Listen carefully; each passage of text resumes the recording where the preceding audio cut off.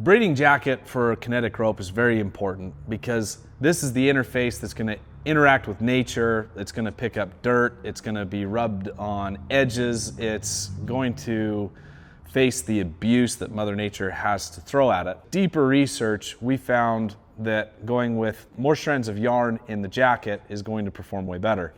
So our jacket braiding machine is a 24 carrier, but we have tandem strands on it. So there's 48 strands in the jacket. When you're constructing cordage, you can either have a really durable rope or a very strong rope. And the way that you adjust that is in the twist of your fibers. The more twist you have in your rope, the more durable it's going to be, but it's also going to have less tensile strength. So the beautiful thing in the construction of our rope is that we have more mass in the core with less twist, so we get the tensile strength, but we have more twist in the jacket with less mass, so we can have the durability.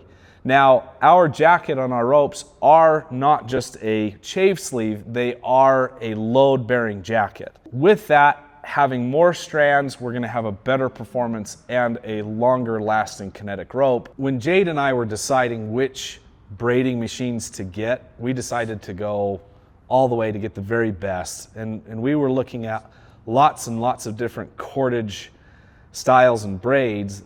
And what we found through our research is that the more carriers that you had, the more bobbins, the more strands that you had in your rope, the better performance you would get per diameter. What we found though in research is that the fewer bundles of yarn that you had in your rope, the lower it would perform. You're not going to get nearly as much stretch out of it.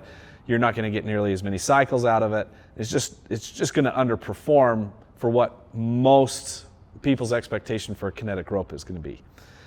It's also what we found with a lot of foreign sold ropes that have come into our shop asking if we can fix them because the customer broke it on the first use.